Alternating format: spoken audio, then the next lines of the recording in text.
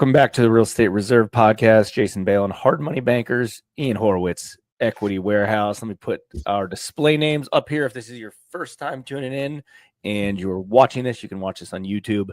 You can also check this out on all the podcast platforms, all the audio as well. So Ian and I were chatting earlier today, and we kind of both were talking about some of the grinds that we've been doing. We've kind of had our head down, expanding our businesses, growing our businesses, kind of collectively, individually. And we were kind of going over some of the cool stuff that we have both been doing. And a lot of the focus that we have started in the first quarter, we're going on to the second quarter now, and probably will expand throughout the end of the year, is a lot of our kind of our web metrics and digital marketing, not necessarily just, running ads and trying to, get the phones to ring and web forms to come in, but also, some higher level sophisticated tracking, some email optimization, things like that. So we're going to go through all that stuff today. Ian played a clip for me from Andy Frizella related to, just keeping your foot on the pedal, work-life balance, grinding, things like that. Yeah, no, that's a great way to sum it up. It's been a lot of offense and defense at the same time recently around here. It's been a bit of a war zone. And, there's a lot of pulling in a lot of different directions. And then this morning I was listening to a clip. I literally screen recorded it, sent it to a bunch of people, and I was like, this is what it is. And literally the clip is, from their episode, and we're not doing this to co-sign it because we don't care about the likes or subscribes. Honestly, we just care about the shares, and we do this podcast because we enjoy it. But I think my camera's crooked. That's how much we don't care. But anyway, it's all good. But the clip was literally this, and it resonated with me. And he was talking to someone, talking to him about work-life balance. And the guy's like, hey, do you ever think that you're just built for this? You're a warrior. You're not meant to have work-life balance. And recently we've been dealing with a seller of a property, and I've been talking to him, and the same things come up with him. He's about 10 years older than me, has a very successful company, is doing 8 figures a year with landscaping. And we got talking about it. He's like, dude, I go to the beach, I lose my mind. He's like, I can only sit there for a day. He's like, I have to work. There's no such thing as work-life balance. If you want nice things, sometimes you got to grind really hard. And yeah, maybe at a later date, there'll be a little more balance. And all that kind of resonated with me because it's like, when there is work-life balance, I'm like, I'm bored. Something's wrong. Something's going to break. You're looking for problems. You're always actively looking for almost when's it all going to blow up? Whereas when you're in the grind every day and you're working and you're looking at properties, you're buying, you're fixing problems, you're dealing with fires, you're dealing with whatever it is. It just seems that things work, they roll better, right? Because people are working all the time. They're grinding towards a common goal. I feel like when that work-life balance hits, it's it just kind of gets turned off, and it's almost hard to restart sometimes. And especially the older you get, the more mature you get in the business, it's almost harder to restart, whereas it's easier to continue to grind through it and grind really, really stinking hard to get to that next level. So I don't know what you've experienced. I know you just were away. I know a lot of times when people go away and host masterminds or they're away on vacation, that's really where the work-life balance thing really comes in. You're trying to grind out all your emails so then you can go be present with everyone to then be able to go grind it out again. And nobody really knows how hard you're grinding in the hotel room, but then you're completely present when you're there in the moment. So I don't know what your thought is on work-life balance, but that whole warrior statement and being built for problems really, really resonates with me. Yeah, I mean, you got to be doing it on a regular basis. You got to be fulfilled on a regular basis of what you're doing. I've got some friends that own some pretty sizable companies. They make a sizable amount of money. And I'm kind of like, do you really enjoy the industry that you're in? And there's two sides of it, right? First, it's the industry. The other one is just kind of the grind and the hustle. And they might not necessarily enjoy the industry that they're in, but they enjoy building a business and marketing and things like that. So they get fulfillment on that. I look at it as hey, unless you're really doing, if you have a lot of, call it business equity, if you have a lot of stuff in place and you don't really enjoy it, even if it's a good cash flowing vehicle, potentially take some chips off the table and keep it moving and move on to something that's a little bit more gratifying, a little bit more fulfilling. I mean, I personally like lending capital and being in the private lending side and kind of treating our operation like a family office and a family fund and continuing to increase. So like I'm happy with that side of things. But I think a lot of people want to just keep pushing.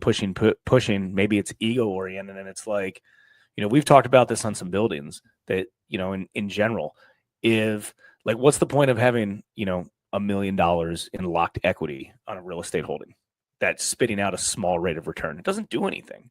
Could it be worth more in the future? Yeah. Could it be worth? Yeah. Yeah. A buddy of mine recently, I found out, has a humongous holdings of some Bitcoin, but it's locked. It's locked money. And I asked him, I was like, listen, if you took that Bitcoin and you sold it and you're able to cash out on it, yeah, you pay the taxes and the things like that. Like, you'd be for the most part set. And in his mind, it was interesting because in his mind, it was more like, you're right, but I'm already in a good spot right now. I'm grinding, it to me, even though the money's there, it's not realized yet. So like, it keeps me motivated to keep things moving forward. And hopefully, Bitcoin goes from whatever, $100,000 a coin to $1 million a coin, and then it turns into like significantly more money. So that was his kind of thought process on it. I just look at it as, you got to be doing something that you're interested in doing on a regular basis, or makes it challenging. I'll give you another example. So during our mastermind group in Charleston this past week, we were down there, and my business partner Chris was doing his.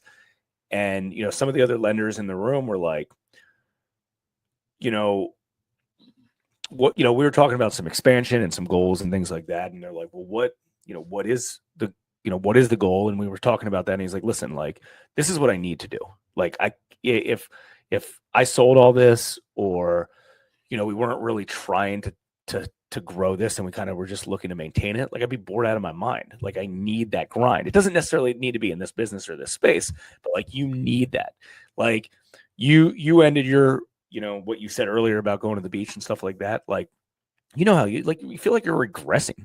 Like, if you go like more than 2 days without doing anything productive, like an expanding business in general, because that's like what we all talk about every day, like you feel like you're regressing, and then you like get lazy and decide not to want to do it. Think about when you're at the beach, and maybe you only have one computer with you, one computer screen, and you don't have like all your tools, and you're not in like the mindset of this particular physical office, and you just back burner tasks. It's like, I don't want to, I'm not in the right mind frame to talk about that right now. Or I don't want to do this right now. I need both my screens, all my keyboards. I need my whole setup in order to do that.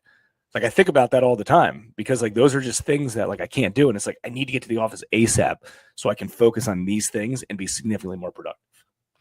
Yeah, that's a really good point. And I think that's something that people don't recognize, is like being in the right mindset, being able to be on offense, creating a work environment that allows you to do this. And I know we've talked about this before and we've talked about it at length, but it's a common thing that comes up. Why? Because people are out there all the time selling the dream of, oh, just sell enough, just do enough, and then get like this little nest egg and you'll be good, and just live as a minimalist. Like, there's no quality of life there. And when we're talking about minimalist, like, yeah, you might want to be home with your family, but then you still need money to operate and grow, right? We just went through hyperinflation.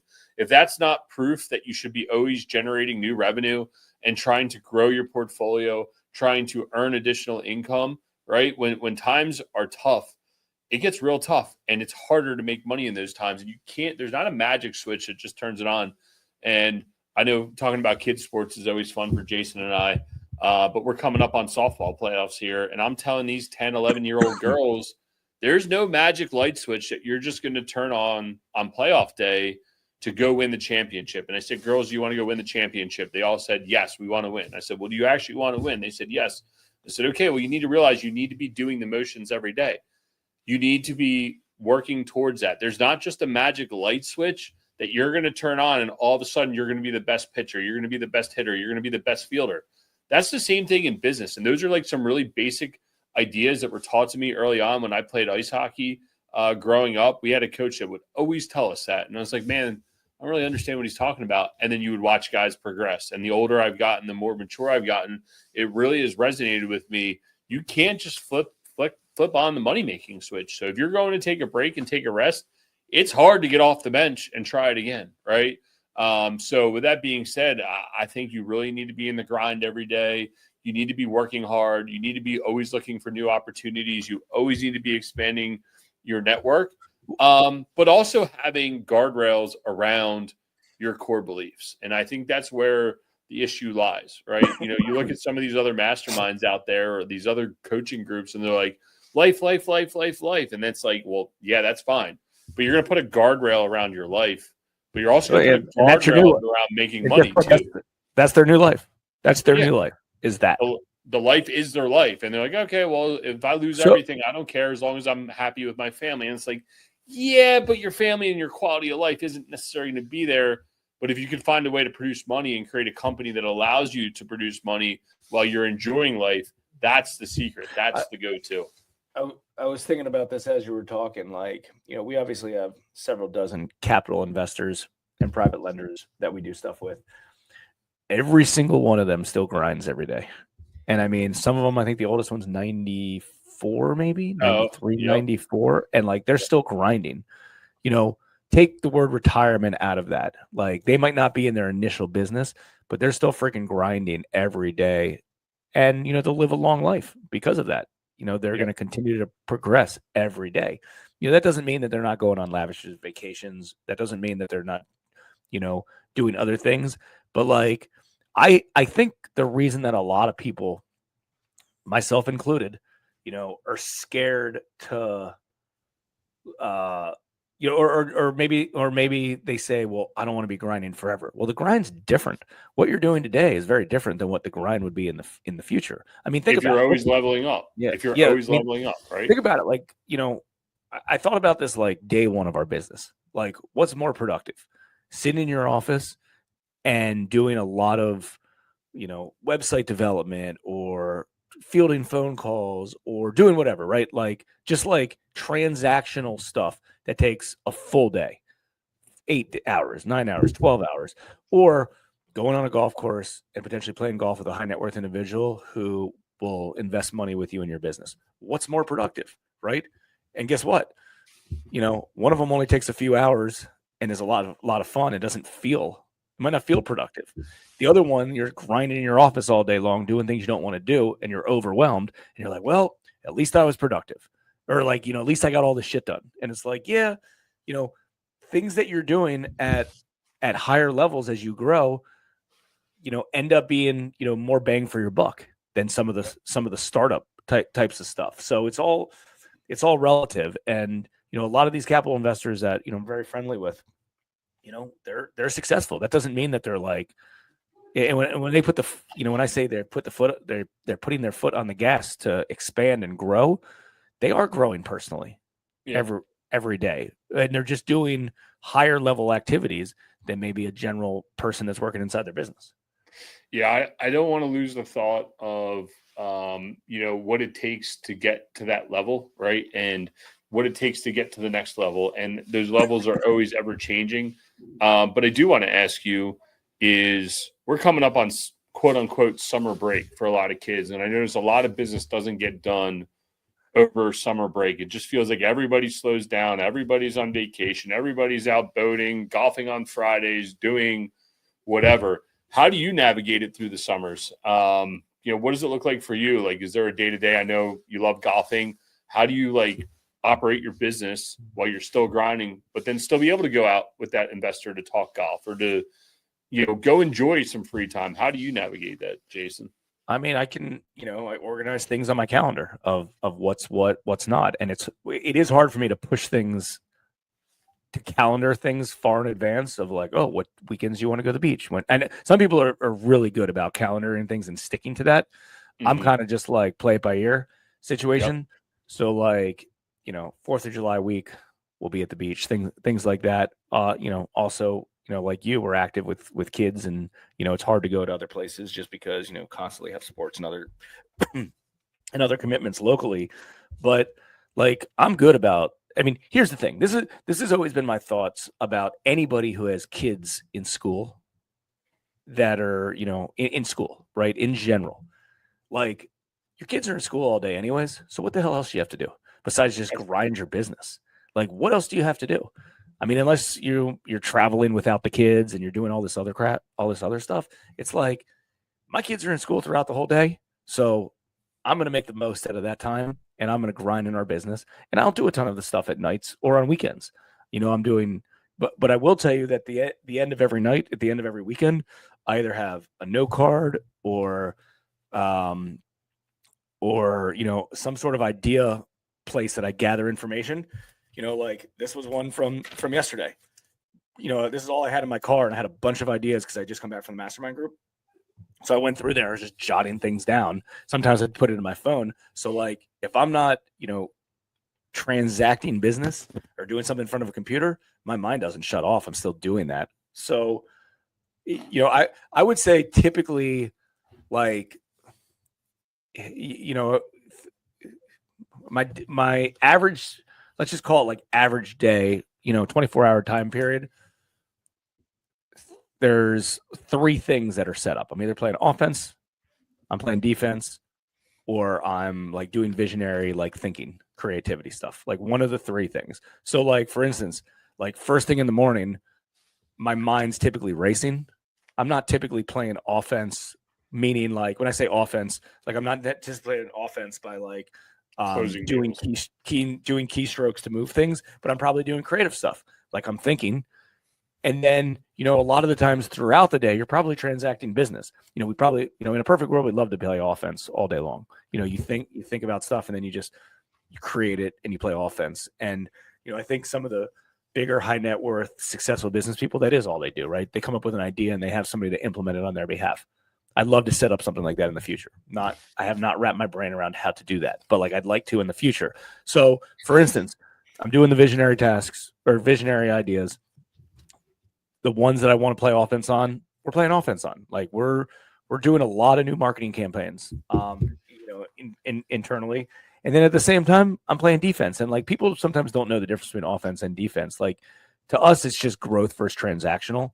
It's sad to kind of say that, well, playing defense is transactional. Like you need that in the business. Yeah, you're right.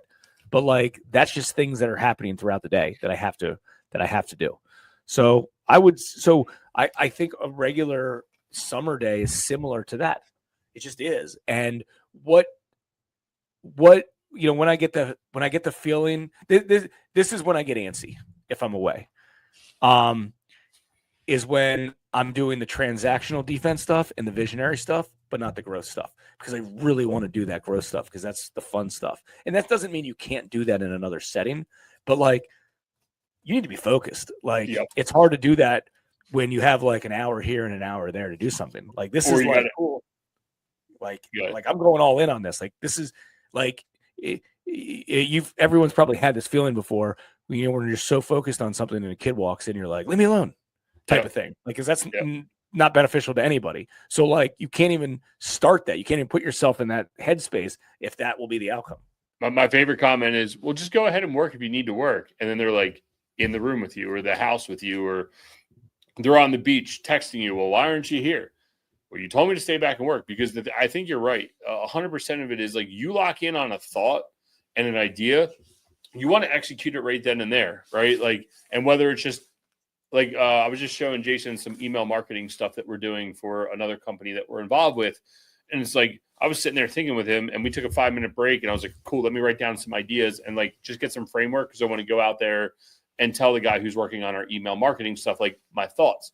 But when you're away on vacation, that's hard to be able to journal, be able to go down, type, go reach out to your VA, whatever you got, or other team members to do it. And if you're not set up to do that, it gets really difficult. And it's actually really violating. During COVID, I went away for a whole month to the beach. And it was after first week, I think, because I was on such a massive grind for such a long period of time. It was amazing, even into week 2 from a seasonality standpoint. But weeks 3 and 4 were miserable for me. And I think one of the secrets for me is I'd prefer to be dead ass tired, get up at 5 a.m., 6 a.m., knock out everything before 10 a.m., and then be available. And that's like, it's pretty constant and true in my normal work day.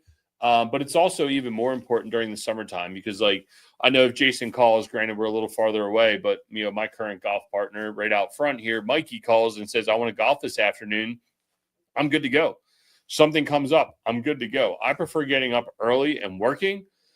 Like I got up at 5:30 this morning, went to the gym, I'm home, I'm in the office by 9:30, game on. And for me, I've got a good mental start. I've already started working on things and off I go. And it's pretty much the rest of the day. It's not defense. It's not offense. You're right. It is transactional. And some of it's defense, right? And the best teams are built around defense. So if you have the defenders that can do it, or if you have to do it, go out, do what you need to do to be able to go back out on offense. So I would say, yeah, for the summertime, it's definitely carving out time for me to work, because the other thing is I don't want to be miserable around my family and kids. And if I don't get that 4 hours in, if I don't feel like I've done all my emails, done all my texts, had my phone calls, and part of those phone calls is just calling Jason in the morning and saying, yo, what's up? He was away all last week hosting his mastermind. I'm like, man, I'm pretty bored. I'm like a lost soul right now because I didn't know who to call in the morning, right? But that's like brainstorming time. Jason and I come up with some ridiculous ideas, and some apply to his business, some apply to my business, some apply to life in general. And it's just good phone conversation overall. And, you start losing those things because you're away. And I'm like, oh, Jason, I can't talk. I'm in the car with my family on a road trip, and I've been out for 6 weeks. Like, Jason's going to find someone else to call and talk to, or you're going to lose that mojo, right? Like, it sounds weird and sounds kind of like almost childish in a way, but it is true, right? Like, if you got a good brain, and I was talking to John Farling about this the other day. He's like, man, you all right? I'm like, yeah. He's like, dude, we haven't talked recently. I was like, dude, it's just been insane. Like, I don't have time to talk. And I realized at that moment, it's like, during the day, I don't want to be doing a ton of keystrokes. I want to be available on the phone to talk to people. Like, that's more important to me, because I feel like I'm getting that connectivity with other entrepreneurs, talking about what they're doing, working through our problems. And then I'm able to go home and then do the rest of the keystrokes or do the rest of the visionary stuff to be able to execute at a higher level. Yeah. And I think a blend of all that stuff is a successful day, right? Like, it just like it is. And listen, you could go, a few weeks or whatever, not doing it all, but like, I think people want to do it all. Like, I know a lot of folks that, like, they're going on a big trip, or, they're like, we're going to lay low for a little bit. And I think that eventually, if they're wired, like everybody else, eventually, like, the visionary creativity side comes out so much. It's like, fuck, I got all these great ideas, but I'm not executing on any of them. And then, like, you go crazy. Like, I go crazy because things don't get done quick enough, or I have ideas that, like, I want to implement. And it's like, okay, we'll implement them. Like, on a regular basis, I can come up with an idea in the morning and get it done. And then it's done. And then we move on to the next thing. So, like, not being in a spot where you're able to do that stuff is frustrating. And it doesn't matter. I mean, here's the deal. It doesn't matter how big your business is. You always want it to be bigger, bigger, bigger. And then, like, someone will say, well, when's enough? It's like, well, that's the grind. It's continuing to grow it and, expand and do this and do that and see what's up. Like, that's the thrill. And if you don't have that thrill, then, I question, if you're even in the right spot, of where you even want to be. And that's okay, I suppose. But, like, I know several entrepreneurs, I don't even know if I want to call them entrepreneurs, several successful people that have owned businesses that have, put their foot off, just taken their foot off the gas over the years. And, like, I can see regression, and, like, I don't want to fall into that trap.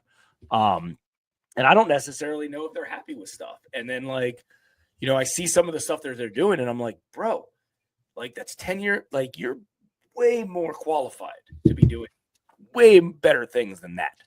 Like, those are things that you would have focused on 10 years ago, not the other way around. There's also a much higher level conversation than where we're talking about. I mean, this is just kind of like one-off mindset stuff, but, like, the higher level thing is, if you're not moving forward, you're moving backwards. Like, I hate to tell you that, but it is. I mean, I still believe that economically, we're still not in a realized position of inflation and the cost of things. I feel like people haven't realized. It's like, bro, like, 100,000, back in the day, it was like, hey, if you're not making 100,000, like, you need, like, everyone wants to make $100,000, as a real estate investor, right? Like, that was the big thing. Like, hey, make $100,000, make $100,000. Like, you can't even barely buy a house or do much in a lot of areas if that's all you're making a year. And I hate to say it, but, like, it's $100,000 doesn't go as far today as it did, 10 years ago. And in the future, it's going to be, $1 million or $10 million or whatever it is.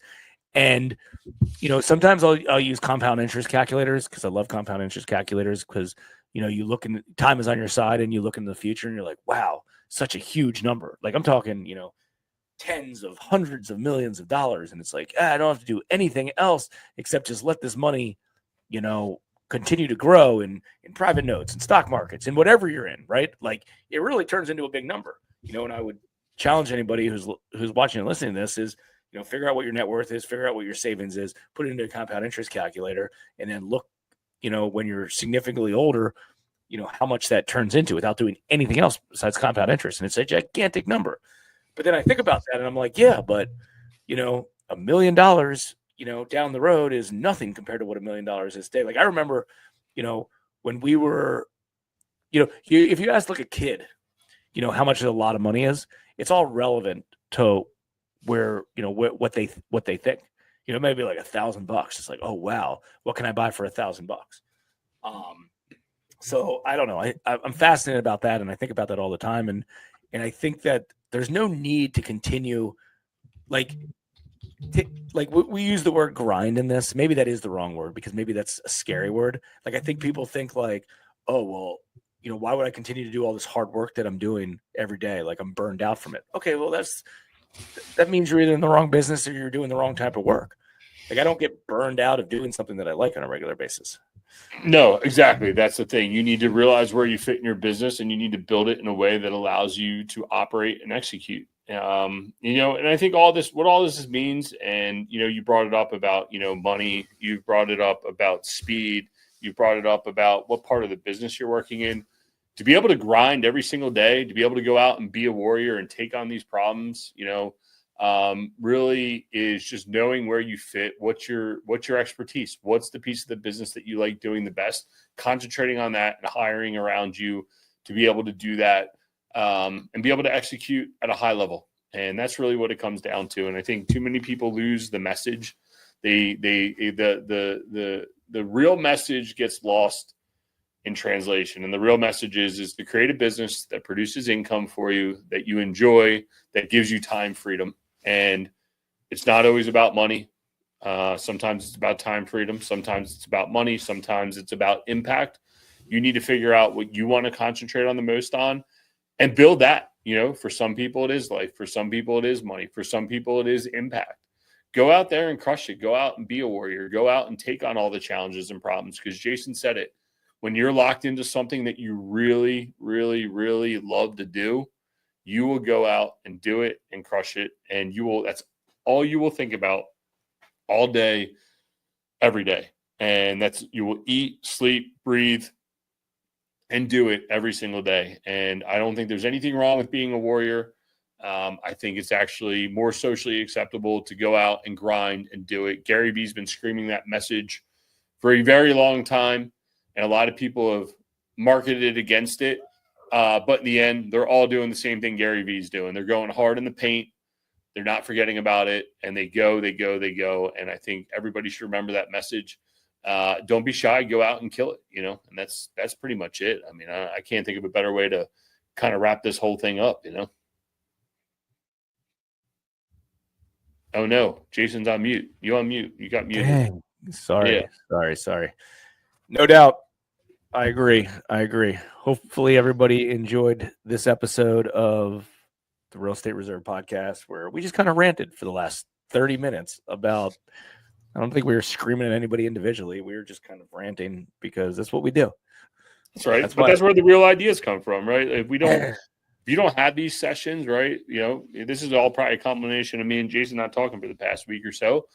All things that are on top of mind. That it's like, oh, I heard this person say that. And that's how this podcast all got started. So, yeah, I mean, as much as I love being in Charleston for our mastermind, again, the playing offense inside our business was tough because I didn't have that much time to just focus on that. Like I was doing bare minimum transactional stuff and a ton of visionary stuff because that's what a mastermind typically does happen when you go away and you're doing business focused events like, laundry list of ideas, just straight visionary stuff over and over and over and over. So, yep, all good. Hopefully you guys enjoyed. We've got some great guests coming up. over the next few weeks. Typically, we go live on Wednesdays. If you have any ideas for a guest, topics, we're looking for, over the past year, we've sometimes gotten away a little bit from general real estate investing practices. And I kind of like to continue to talk a little bit about that, because that's where this came from. But, we're actively grinding. And I think this show is a reflection of the things that Ian and I see inside our businesses every day. And, as we learn, as we expand, as we, get knowledge, we like sharing them on this platform. So hopefully you enjoyed this episode of the Real Estate Reserve Podcast, and we'll see you next week. Thanks for tuning in to the Real Estate Reserve Podcast. Do us a favor and like, comment, and share our broadcast. It helps the algorithm and helps us spread the word too. Till next time, thank you for tuning in.